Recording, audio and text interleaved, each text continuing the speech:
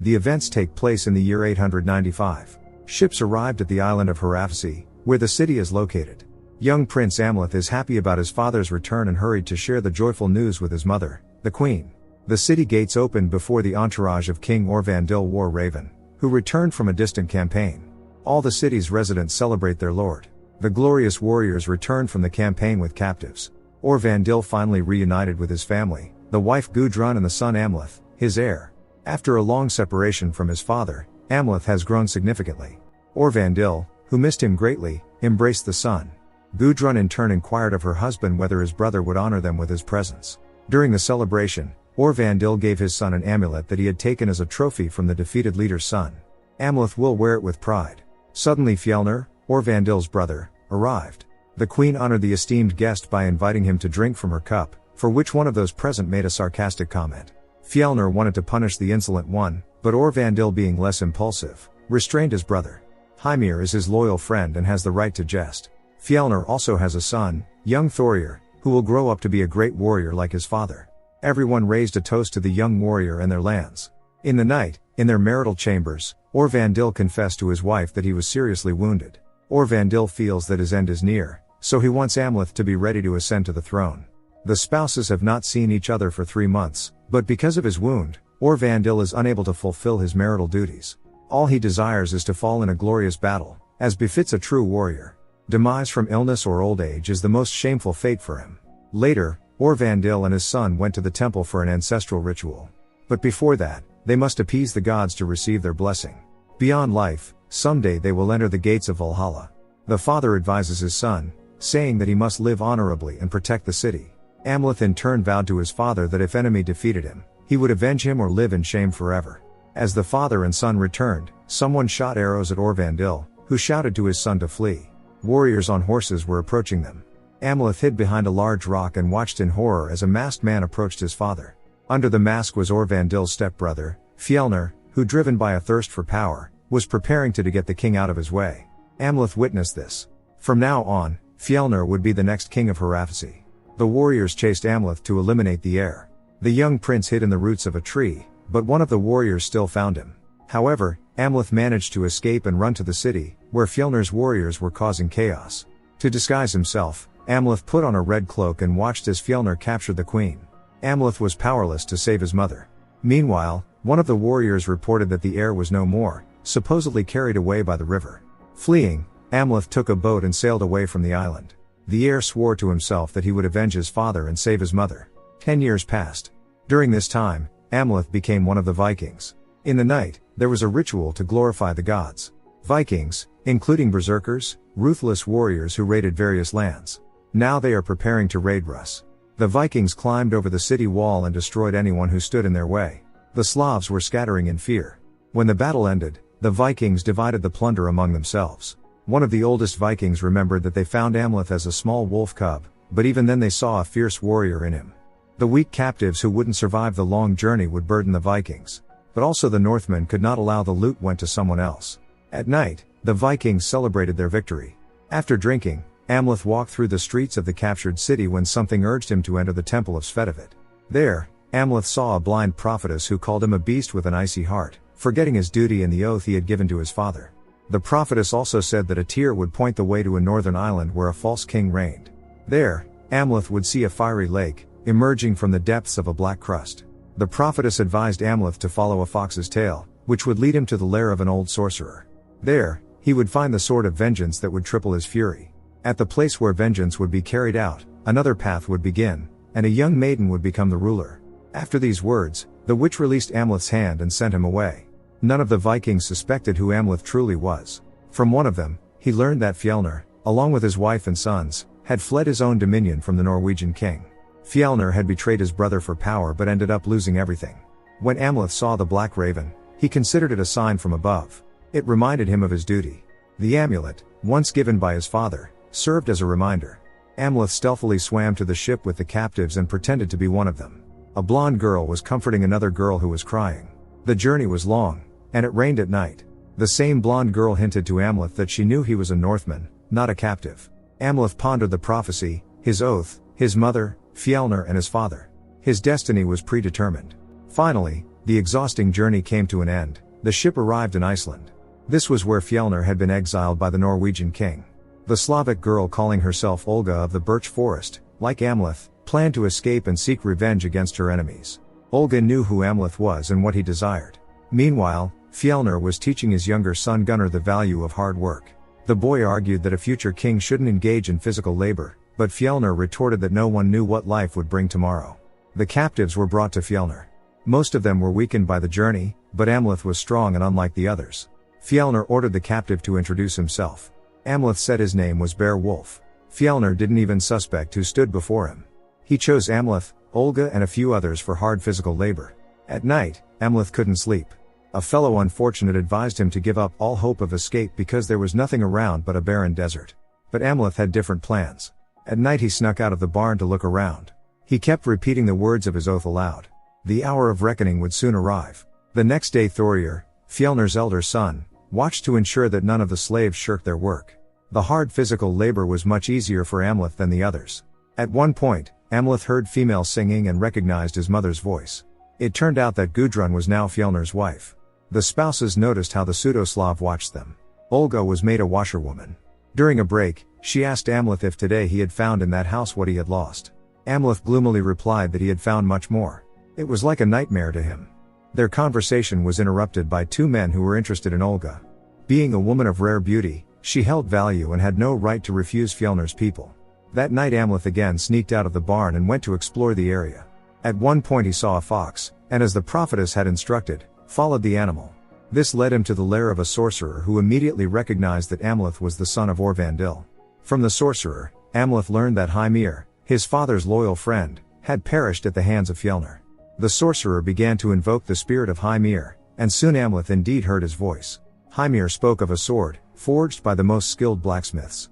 It would grant Amleth unparalleled strength. This sword was called Draugr and was located near the gates of hell. According to the sorcerer, it could only be unsheathed under the cover of night. Amleth was prepared to do whatever it took for revenge, but to obtain the sword, he would have to pay a visit to its owner, the guardian of the tomb. The sorcerer instructed him to wait for the light of the full moon, as shadows do not welcome uninvited guests. Amleth did as the sorcerer said and came to the tomb, where he saw the sword in the guardian's hands.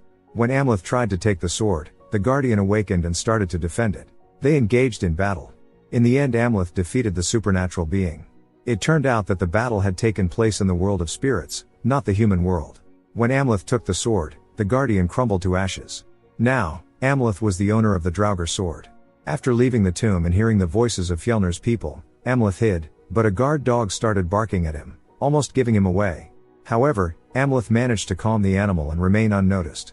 Afterward, Amleth observed as Fjölnir approached Olga, admiring her blonde curls like those of a Valkyrie. But Olga was stubborn, and for that Fjölnir ordered her to be punished. Amleth continued to think about the impending battle, remembering that vengeance would take place near a fiery lake. Until then, he securely concealed his sword. The next day, Amleth told Olga that he had found the blade with which he would exact revenge. But until that happened, he would terrify the environs, as everyone believed him to be deceased. Amleth was convinced that his mother was pretending to be a loving wife only for the sake of her son, whose father was Fjölnir. Amleth and Olga planned to rescue not only his mother but also his brother. The Fjölnir family was preparing to put on a spectacle. Thorir chose Amleth to participate in a Nataleikr game. Spectators watched as Amleth and a few others fought against players from another farm. It was a very brutal game. At one point Gunnar, Amleth's younger brother, ran onto the field but was knocked down by one of the fighters. However, Amleth saved him by defeating the opponent. Fortunately Gunnar regained consciousness. That night, a celebration with dances and songs was held in honor of the Nataleikr victory. As a reward for his loyalty, Thorir appointed Amleth as an overseer and allowed him to take any woman for himself. However, Thorir made it clear to Beowulf that he would never gain his freedom. Of course Amleth chose Olga. They vowed to take revenge on Fjölnir together. The next day Amleth, in order to deflect suspicion, performed his duties as an overseer. But he also secretly did the heavy labor for those who were weakened. When Amleth brought bundle of hay to Fjölnir, who was praying to the gods, he could barely contain himself. Night fell. Amleth attacked a few of Fjölnir's men, saying they were the first of many. The next day, Thorir was furious. Those men were his friends, so Thorir thirsted for revenge. The father calmed his son, instructing him to temper his anger. However, many shared Thorir's concerns, believing that one of the slaves is involved. But Gudrun didn't believe that, as the attacker had a weapon. Priestess Ashilger foretold that these wounds were not from an ordinary sword and that its owner would return. Taking advantage of the commotion, Olga whispered to Amleth that she had picked fly agarics. Amleth said they would not do it today. The spirits had been sated, and they couldn't risk it. The priestess prepared to conduct a sacrificial ritual to protect Fjölnir's family from the elusive warrior.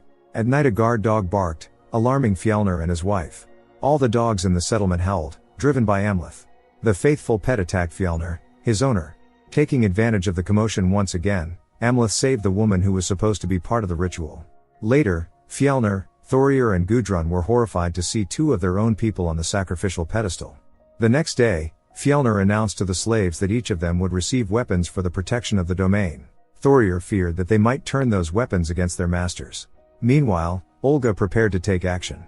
In the evening she mixed fly agarics into the food, then told the other maids to take a break. Fjölnir's warriors began to experience hallucinations and confusion.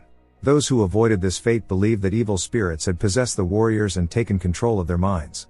While chaos reigned around him, Amleth sneaked into Fjölnir's house. Olga was already waiting for him here. They had agreed to meet before dawn, and Olga left. Afterward, Amleth sneaked into Fjölnir and his wife's bedroom.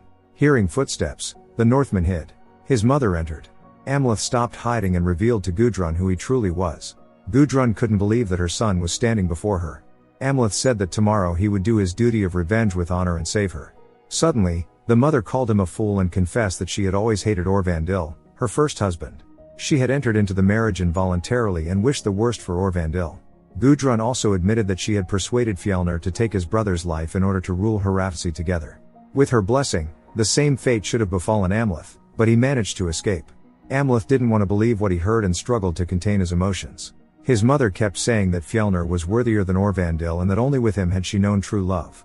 To put Amleth's guard down, Gudrun kissed him, but he realized her intentions and didn't allow her to grab his sword. When he left, Gudrun laughed like a madwoman. In his rage, Amleth took Thorir's life and went to Olga, who asked where his mother was. Amleth, filled with hatred, claimed that she was even blacker than Fjölnir himself. Now Gudrun knew the truth, so Amleth must hide in the mountains and Olga must stay here. Otherwise everyone would know that they were in cahoots with each other. Tomorrow Amleth would return and finish what he had started by seeking revenge against Fjölnir. Olga on the other hand would prepare for their escape.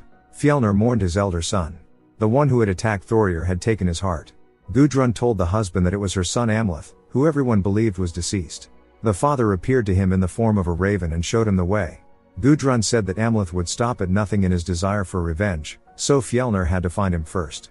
Gudrun was also certain that Amleth did not act alone. Someone had clearly been helping him.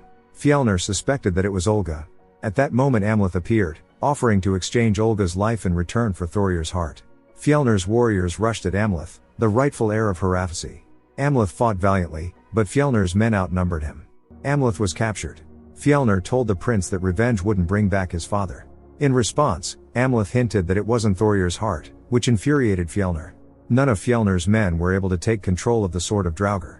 Amleth was left in chains, but, thanks to a flock of ravens, he managed to break free. Throughout, Amleth never ceased to pray to Odin. Meanwhile, Thorir's funeral took place. His beloved had to share his fate. It was a sacred ritual to honor a glorious warrior. Amleth had a vision of a full moon when a flock of ravens flew into the sky, and a Valkyrie carried him on her snow-white horse to ascend to Valhalla. In reality, it wasn't a Valkyrie but Olga who saved Amleth. Later, Olga confessed that when she arrived in Iceland, she had wanted to turn her heart to stone but hadn't expected to fall in love with a Northman. Amleth was grateful to Olga for returning for him, risking her own safety. He wasn't accustomed to love, having grown up without it. His mother had a black heart. Now Amleth faced a choice, to continue his path of revenge or to flee and be with Olga forever. He chose the latter. They found a man who would take them on a boat to the Orkney Islands. Their journey across the strait would take 21 days.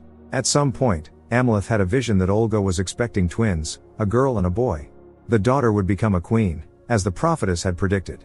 Amleth realized that as long as Fjölnir was alive, their children wouldn't be safe. Olga begged him to stop, but he no longer wanted to run from fate. Before leaving, Amleth told Olga, who was sobbing, that she would become the mother of the next leader. Afterward, he leapt into the water. Olga, possessing supernatural powers, called upon all the gods to aid Amleth as he swam toward the shore. His daughter was destined for a great fate. Amleth returned to the village, neutralizing Fjölnir's people. Meanwhile, Fjölnir told his wife and son not to go outside, no matter what happened. After freeing the slaves, Amleth went in search of Fjölnir, when suddenly his mother attacked him. Amleth took her life, after which his brother attacked him from behind and struck him several times. For this, Gunnar also paid with his life. Upon seeing the lifeless wife and son, Fjölnir emotionlessly told Amleth that they would meet at the black gates of hell. The village was in flames. At dawn, the nephew and uncle prepared to meet at the gates of hell near the erupting volcano. Here, they engaged in a duel, during which both received wounds incompatible with life. In the final moments of his life, Amleth saw the future. Olga was hugging the twins. Afterwards a Valkyrie appeared, carrying Amleth through the gates of Valhalla.